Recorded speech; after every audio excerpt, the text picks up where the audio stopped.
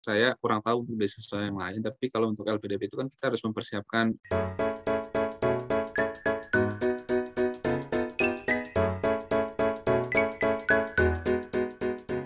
Selamat siang, sahabat literasi, salam sehat, salam semangat.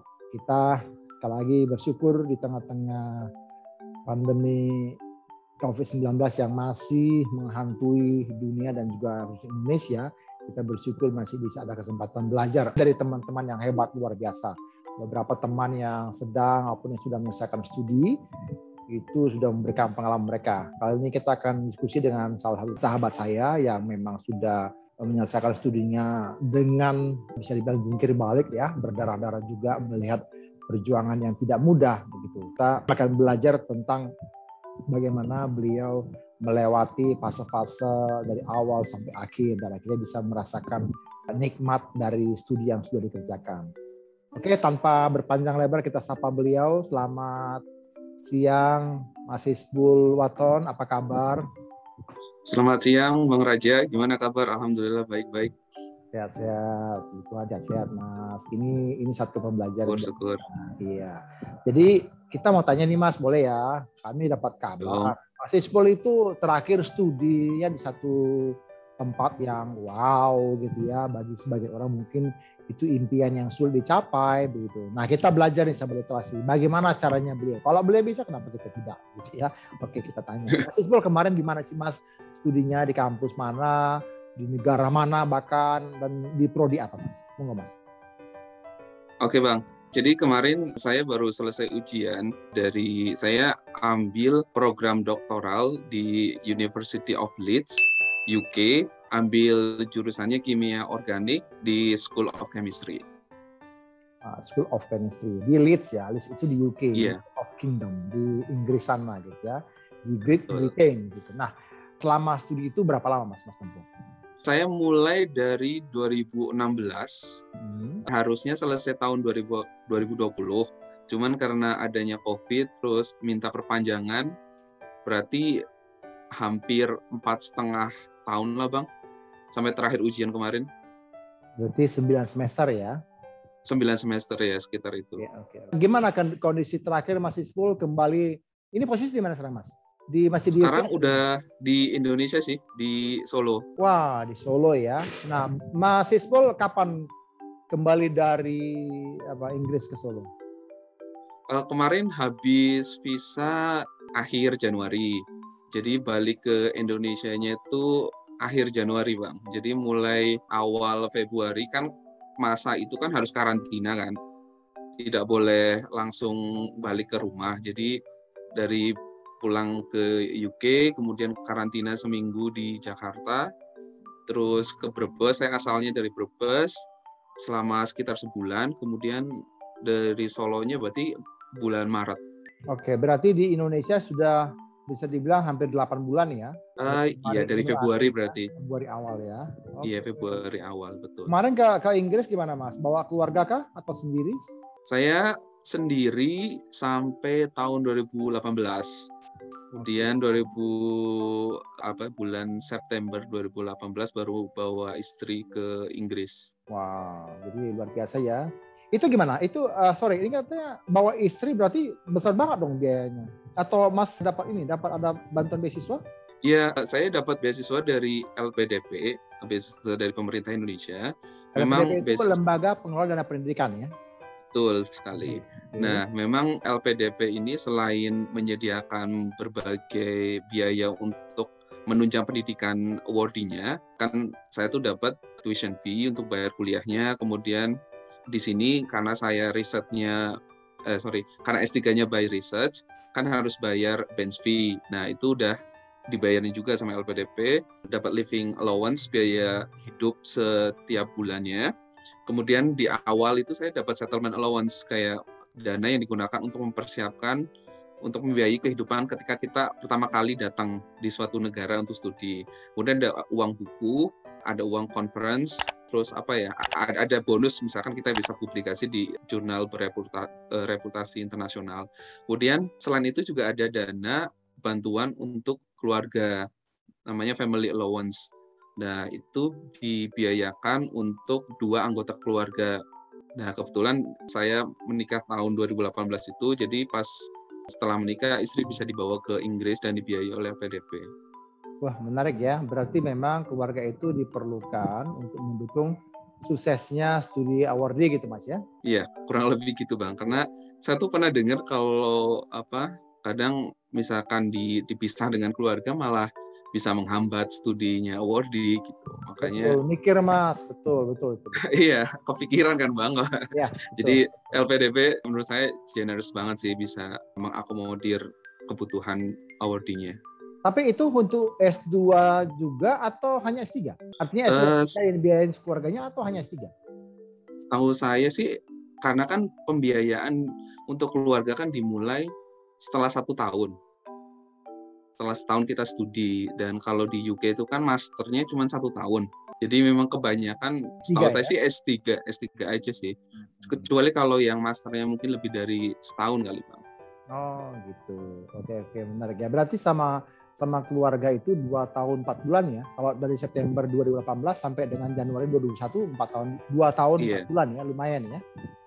Oke, oke. Nah, artinya kan kita melihat ya sahabat literasi di dalam pemberian beasiswa juga tadi sebuah mahasiswa LPDP juga mengcover adanya family allowance. Tujuannya sekali lagi memang untuk bisa menjadi supporting bagi setiap awardee dalam menyelesaikan tanggung jawabnya begitu. Nah, berarti Mas Isbol kemarin studinya dari mana Mas? Artinya gini, waktu kemarin ujian itu apakah Mas Isbol sudah di Indonesia atau masih di UK?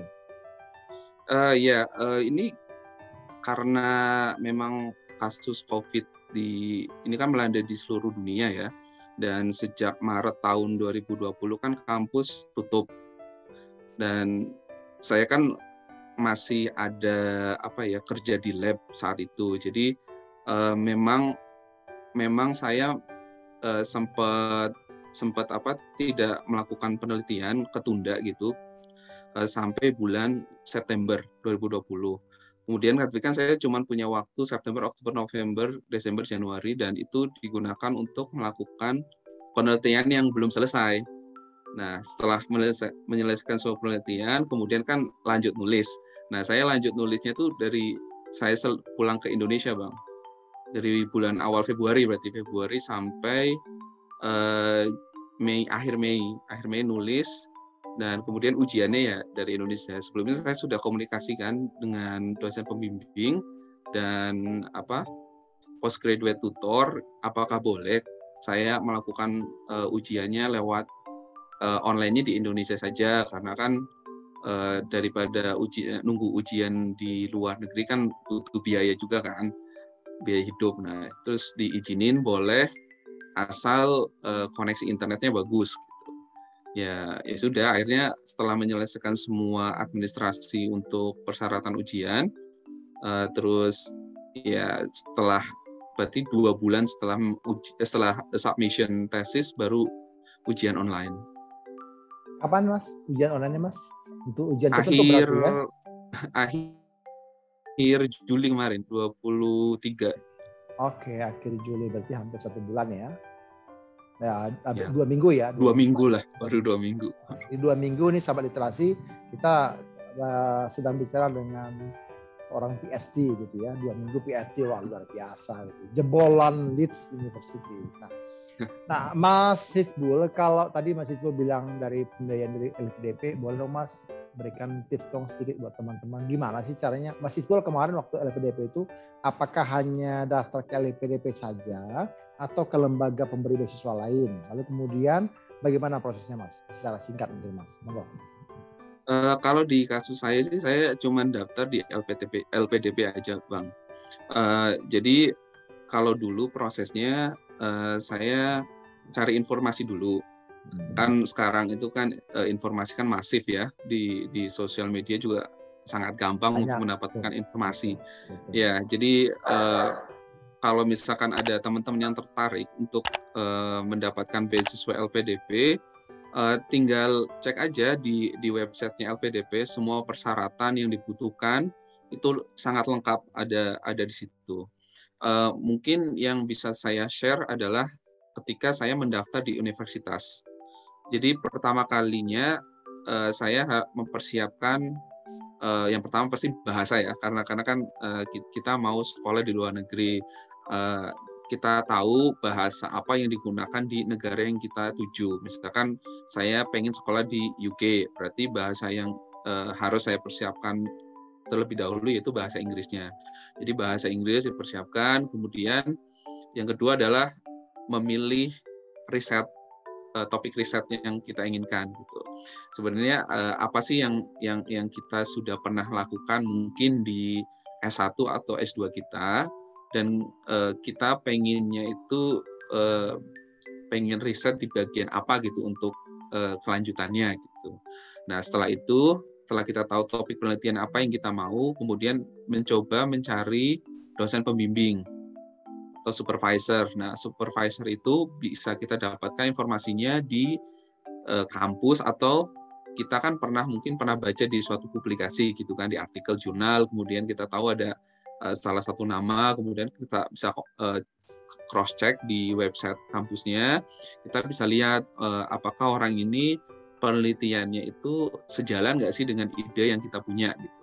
Nah, kalau udah merasa cocok, terus kita lihat persyaratan di kampusnya. Nah, di kampus itu tuh meminta persyaratan apa aja sih. Nah, kalau kita udah cocok dengan supervisor, dengan topiknya, dengan universitasnya, baru kita apply online. Nah, tapi sebelumnya mungkin bisa dikomunikasikan secara non formal dengan calon supervisornya, kayak kirim email, saya tertarik dengan riset Anda tentang ini, apakah Anda masih menerima mahasiswa baru dengan topik riset ini? Kalau misalkan oke semuanya, langsung lanjut ini aja, aplikasi online di kampusnya, terus ya nanti ikuti aja prosesnya seperti apa. Intinya kalau di UK biasanya setelah kita submit aplikasi online, kita bakal dapat undangan untuk wawancara kalau misalkan semua persyaratannya lengkap. Nah, kalau udah lolos wawancara, baru kita nanti dapat letter of acceptance. Nah, itu bisa conditional atau unconditional. Nah, kalau yang conditional berarti kan ada persyaratan. Saat itu saya belum mendapatkan sertifikat bahasa Inggris yang namanya IELTS. Nah, IELTS itu kan sertifikat bahasa Inggris yang dibutuhkan di UK, di universitas-universitas UK. Nah, saya belum dapat. Tapi LOE yang conditional itu bisa dipakai untuk pendaftaran LPDP. Jadi tidak harus lengkap dulu saat itu. Nah, soalnya saya pas lagi daftar LPDP itu, saya masih menggunakan TOEFL ITP, karena kan biayanya relatif murah ya, bisa terjangkau. Jadi ya udahlah, LPDP memang tidak menyulitkan saat itu gitu untuk mendaftar. Saya masih menggunakan sertifikat TOEFL ITP, kemudian ya memenuhi semua persyaratan aja sih. Sepertinya tips kalau untuk LPDP, selagi kita bisa memenuhi semua persyaratan dan jujur ya, tanpa ada rekayasa data yang kita submit ke aplikasinya, kayaknya cukup meyakinkan untuk bisa diterima. Nah, menarik ya. Jadi teman-teman sahabat literasi, kita juga ingatkan tadi bagi teman-teman yang memang masih terkendala soal bahasa, itu bisa kemudian diperhatikan. Tapi baiknya teman-teman sahabat literasi itu cek ke websitenya LPDP supaya tahu apa yang menjadi persyaratan-persyaratan yang memang harus dipenuhi. Sebab tampaknya LPDP setiap tahun itu ada melakukan semacam revisi-revisi yang lebih baik lagi begitu. Jadi silakan langsung aja di browsing ya ke website LPDP, lpdp.kemenq.go.id, itu bisa teman-teman baca. Nah, kebetulan ini Agustus ini sudah buka nih pendaftarannya. Jadi teman-teman bisa baca, bisa pelajari apa yang bisa dilakukan nih, persiapkan lebih baik lagi jauh-jauh hari. Oke, masih 10 berarti menempuh studi kurang lebih tadi 4,5 tahun, 9 semester. Itu kan bukan waktu yang singkat ya Mas. Waktu yang cukup panjang juga, 4,5 tahun itu kalau satu prodi pemerintahan di Indonesia 5 tahun Mas, itu satu semester lagi selesai tuh Mas. Nah, gimana? Ini juga hampir 5 tahun ini Bang. Iya, artinya kan hampir ganti kabinet ini ya. Hampir pemilu ya, pilpres. Nah, gimana Mas Isbo? Apa suka dukanya Mas selama studi di United Kingdom ini Mas? Monggo. Ya, mungkin hal ini memang kayaknya dirasakan oleh semua student sekali ya Bang ya. Ketika kita studi di tempat baru, pasti kan ada namanya culture shock gitu kan. Mungkin karena perbedaan bahasa, perbedaan budaya itu kan yang menyebabkan mungkin kita tidak merasa terlalu nyaman gitu ketika ada di kondisi yang serba baru gitu. Mungkin ketika itu kita bisa mengantisipasinya dengan, kan pasti ada mahasiswa Indonesia juga kan yang ada di luar negeri di satu lokasi itu. Mungkin bisa apa ya, mengikuti kegiatan yang dilaksanakan oleh PPI, Perhimpunan Pelajar Indonesia di lokality yang tempat kita studi. Itu cukup membantu ketika kita merasa homesick. Pasti kan kita kangen kan dengan keluarga, walaupun kita bisa video call, tapi kan ada rasa kangen pengen ketemu dengan sesama orang Indonesia, mencoba makanan Indonesia. Itu bisa diatasi lah ketika kita berkumpul dengan orang Indonesia yang lain. Kemudian apa ya, yang paling dirasa itu mungkin ritme kerja kali ya Bang ya.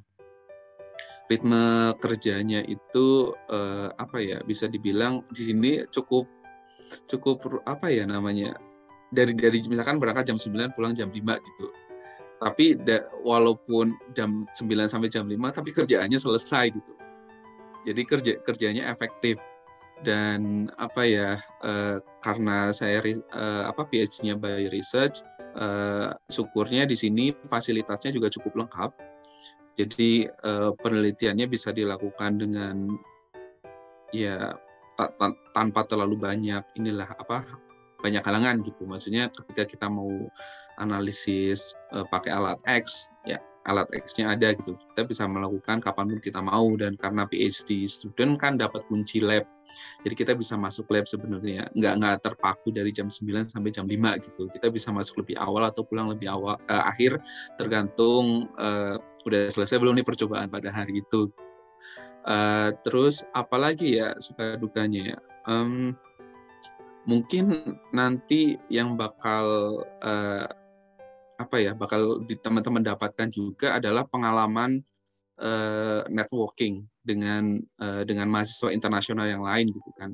Secara langsung itu bakal mengembangkan soft skill kita ya untuk berinteraksi ketika dihadapkan dengan lingkungan yang baru gitu, misalkan lingkungan internasional gimana secara harus bersikapnya gitu.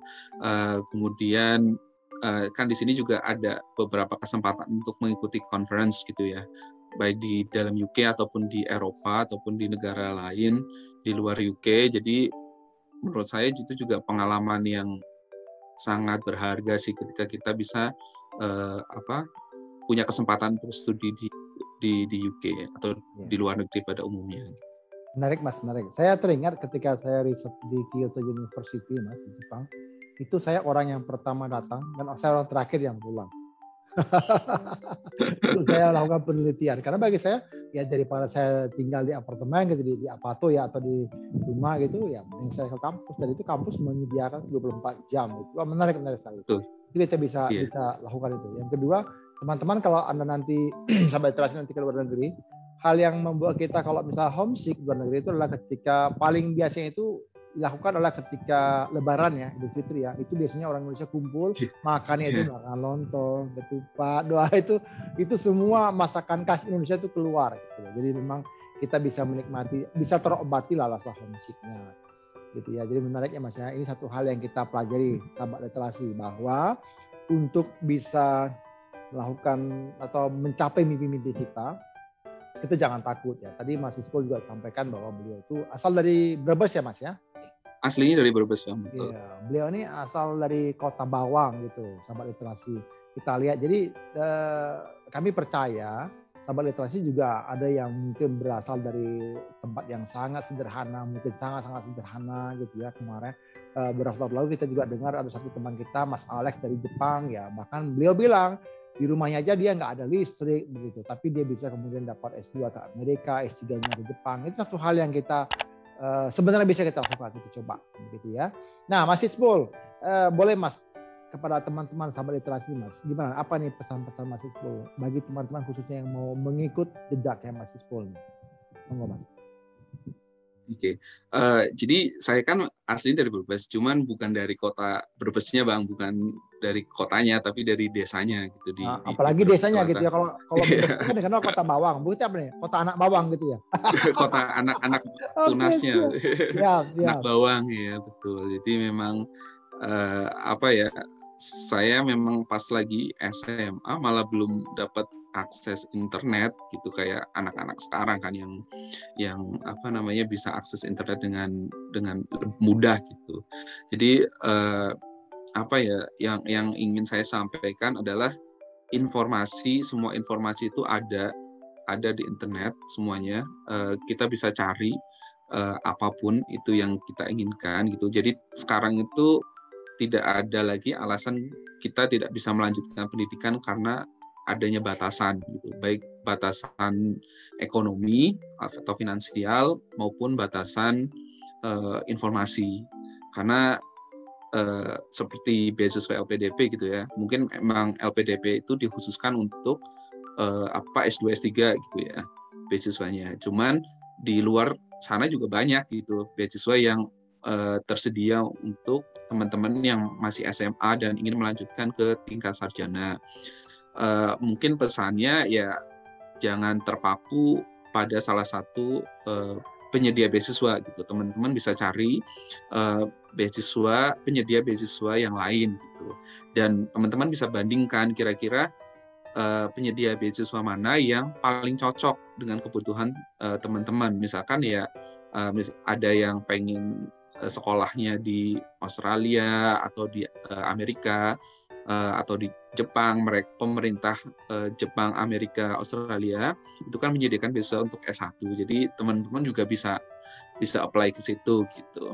Dan apa ya ya jangan patah semangat aja sih kayaknya kalau misalkan kita punya mimpi atau memang pengen melanjutkan pendidikan ya cari gitu karena kan apa ya kalau kita pengen sesuatu kan harus diupayakan gitu dan kita tidak bisa terlalu terlalu bergantung gitu kepada orang lain kalau misalkan kita pengen adanya suatu perubahan gitu. Perubahan itu harus dimulai dari diri kita sendiri. Kita mau nggak sih untuk berubah?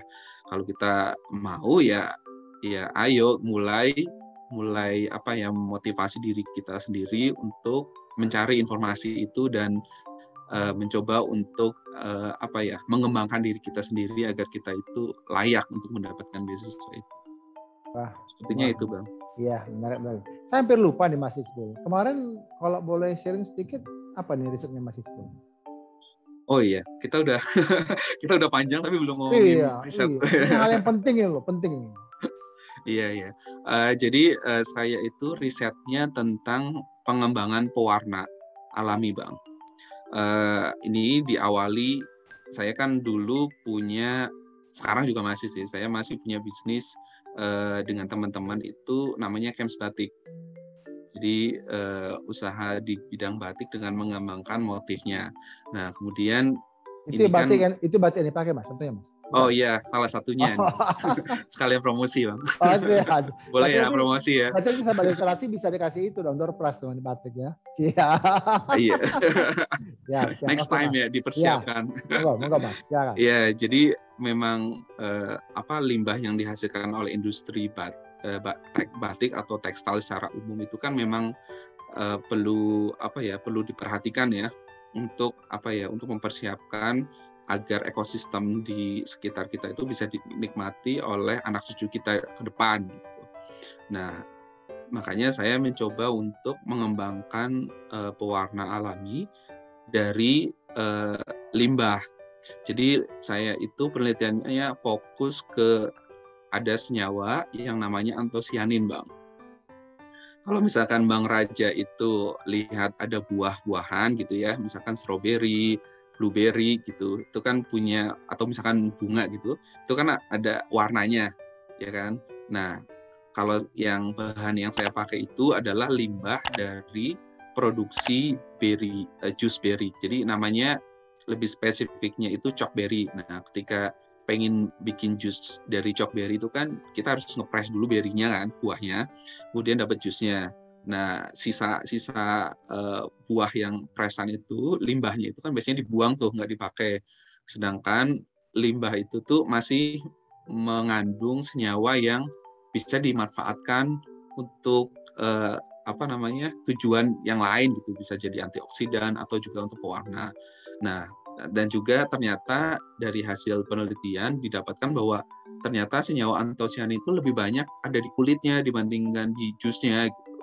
Dan itu bisa akhirnya ya itu jadi salah satu poin kita bisa memanfaatkan suatu limbah untuk dimanfaatkan menjadi sesuatu yang lebih bernilai, yaitu warna. Cuman karena pewarna alami itu kan memiliki beberapa keterbatasan.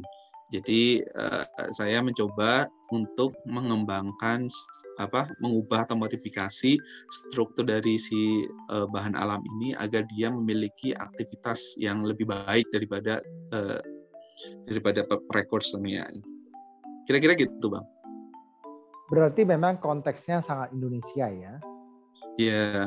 Oh ya, itu mungkin bisa dipersiapkan juga, Bang, untuk persiapan misalkan pengen dapat beasiswa LPDP atau beasiswa yang lain itu kan salah satunya mungkin ya saya kurang tahu untuk beasiswa yang lain, tapi kalau untuk LPDP itu kan kita harus mempersiapkan IC dan proposal penelitian itu kan, khususnya untuk S3. Jadi mungkin kita lihat dulu dari permasalahan yang ada di sekitar kita gitu. Sebenarnya permasalahan kita kan banyak nih. Betul. Kayak lihat dari jarum di jerami gitu, banyak banget masalahnya. Nah, jadi kita lihat aja di sekitar kita masalah yang perlu diselesaikan dan kita mampu itu apa gitu. Dan ya kalau misalkan itu seperti Bang Raja bilang, kalau lebih banyak kebermanfaatannya ke Indonesia mungkin lebih besar chance-nya untuk dipertimbangkan. Ya, artinya ketika teman-teman nanti sedang menyusun esai atau proposal itu baik melihat masalah di sekitar kita yang coba kita carikan solusinya gitu ya. Dari riset kita nanti, studi kita tuh diharapkan menghasilkan solusi apa bagi permasalahan itu. Begitu ya Mas ya? Betul. Menarik. Karena memang limbah itu menjadi sesuatu permasalahan sekarang. Saya biasanya gini Mas, kalau limbah itu saya gunakan ketika katakanlah saya peras jeruk gitu ya. Itu kan ada limbahnya itu, kulitnya itu saya nggak buang Mas. Saya taruh ke tanaman saya jadi pupuk gitu Mas. Nah itu kan juga salah satunya yang bisa dilakukan. Nah ini sekarang penemuan baru adalah itu bahkan menjadi bahan baku untuk warna batik ya Mas ya. Warna alami belum diaplikasikan sih Bang. Ini baru potensial. Baru potensi ya. Jadi belum applied ya, sedang masih harus penelitian lagi. Iya, semoga ke depannya bisa diaplikasi. Berarti kan nanti akan ada ini kan Mas Isbul punya hak paten di situ ya. Semoga ya kalau ini berhasil diaplikasikan.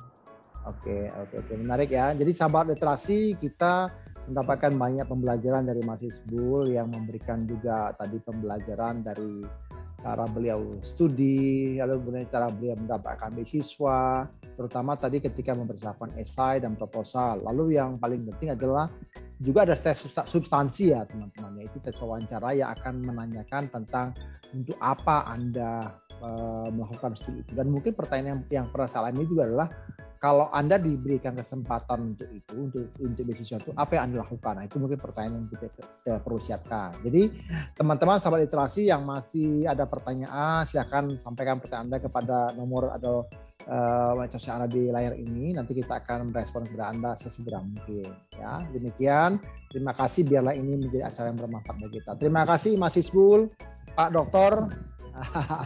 Salam sehat, salam sama-sama. Jadi saya sahabat literasi, saya Raja Nabi Terpulu pamit undur. Biarlah acara ini menjadi memberi kita semangat untuk lebih baik lagi. Terima kasih, salam sehat semua.